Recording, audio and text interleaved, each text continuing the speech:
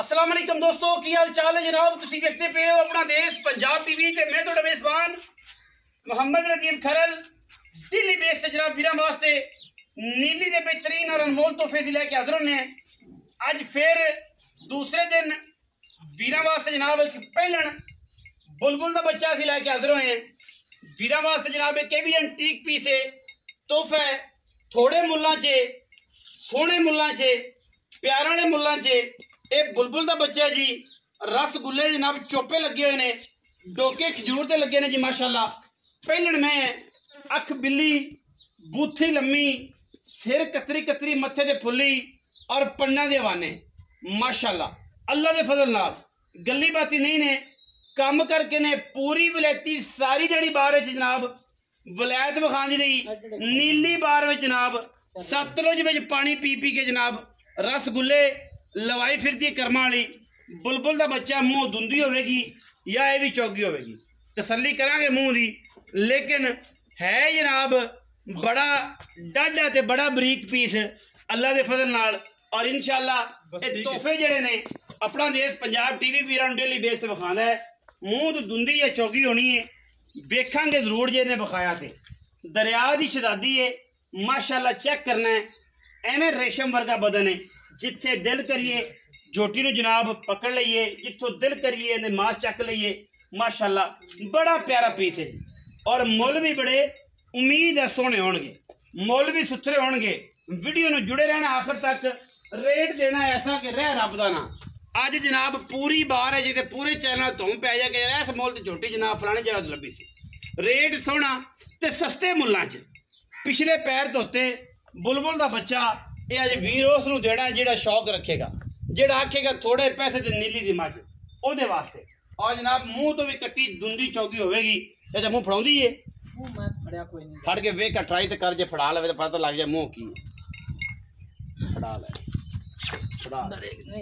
अच्छा मुंह वेखी नहीं ते धुंधी चौकी होगी, ठीक है। जे चिग्गी भी होवे तो सानू कोई इतराज नहीं कि असीं वेखी नहीं, एवें असीं झूठ बोली जाइए। पगार बलिए सिर तो कुरान रखी पी कि जनाब ये 8 दंद है, ये 2 दंद है, 1 दंद है, बिल्कुल नहीं पता। लेकिन ये एक उम्मीद है जोटी की तबीयत तो मैंने लगता है कि जोटी धुंधी या चौकी होगी, इससे ज़्यादा नहीं होनी, ठीक है।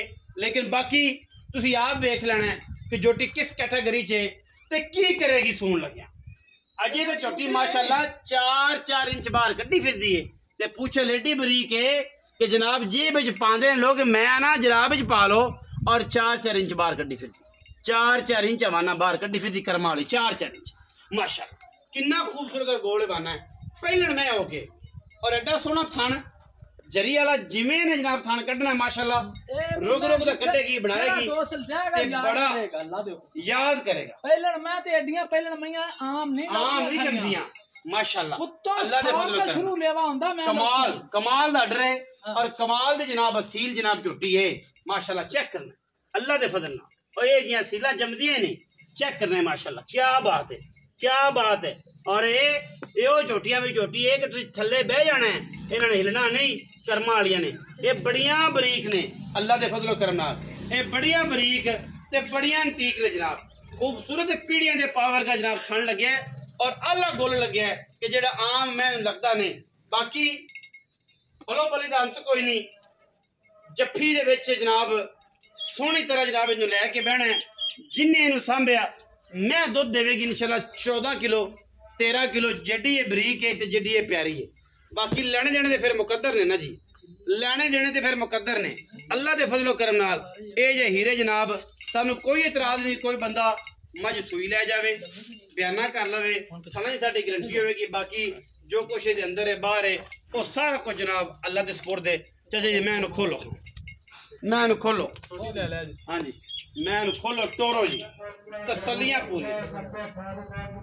पूरियां तसलियां। चल मेरा पुत्र टोर खा जरा बुलबुल दे बच्चे आहो बुलबुल दे बच्चे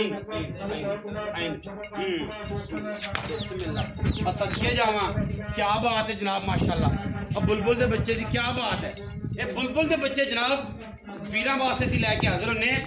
ये जनाब ऐसा बुलबुल का बच्चा है कि इंशाल्लाह जेड़ा वेखेगा वही आखेगा मेरी होगी, और जेड़ा वेखेगा वही आखेगा मेरी होगी।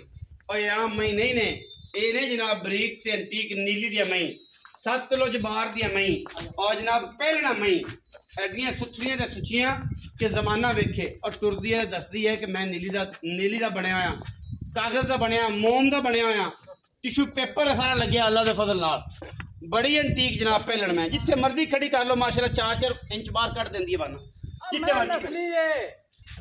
मर्जी खड़ी कर दी ओए उत्थे 4-4 इंच वाना बाहर कट देंदी कर्मा वाली चेक करना माशाल्लाह अल्लाह दे फजल नाल ओए बड़ी असील है कर्मा वाली पहलन में और जनाब बाकी गल्लां सी सारी चाचा नाल करनियां ने इंशाल्लाह चाचा दस बई पहलन में दिहाड़े किन्ने कटेगी मैं अजे 6-7 दिहाड़े खड़ी रहने दे कोई गल छड़ दो जांदी जी जावन दे फिरन दे इनू माल च पाई दी 6-7 दिहाड़े 6-7 दिहाड़े फणा दी पीछे दी गारंटी इंशाल्लाह फणा दे पीछे दी गारंटी सारी गारंटी होवे सारी गारंटी अल्लाह दी पैसे किन्ने चाचा छोटा जा मुल ऐ प्यारा जा मुल 6 लाख आए आए दुश्मना सही मुल कर आ मेरी कट्टी बड़ी चंगी कर मुल ठीक कर कट्टी बड़ी चंगी प्यार वाली गल कर जेड़े लेने ने जेड़े लेने इको कार आई ना मांग कि पीर पुत्र भी मांग पीर को पुत्र मांग बैठे तो पीर ने पुत्र भी दिता घरे भी नान दिता मैं सुई जे मैं आपदे मुंह आखे मैं 6 लाख दी तो फिर लै दी नहीं ते ना ले जावी बहन उठना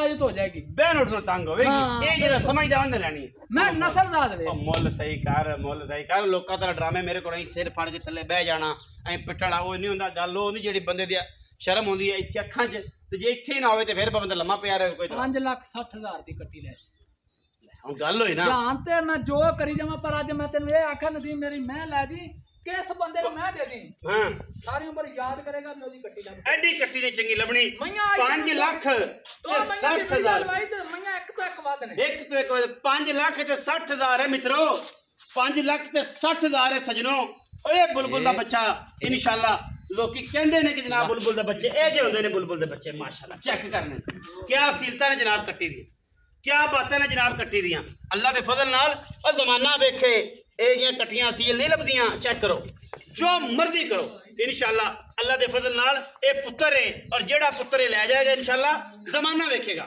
अल्लाह के फजल नाल 5,60,000 रुपये लंबी चौड़ी गल कोई नहीं उन्नी भी लाड़ प्यार होगा और जेड़ा जिन्ने शौक नाल लवेगा सी उन्ने शौक नाल मझ देंगे वीडियो अच्छी लगी वीडियो लाइक करना है शेयर करना है कमेंट करना है और जनाब वीडियो के नाल जुड़े रहना है बिल्कुल अच्छे एंटीक ते बेहतरीन नायाब नीली दे रहे हमेशा अपना देश पंजाब टीवी दिखाता रहेगा मिहनत काविशां सजना ते मित्रां वास्ते जनाब करता रहेगा अपना बहुत सारा ख्याल रखिया जे पाकिस्तान जिंदाबाद पाक आर्मी हमेशा जिंदाबाद।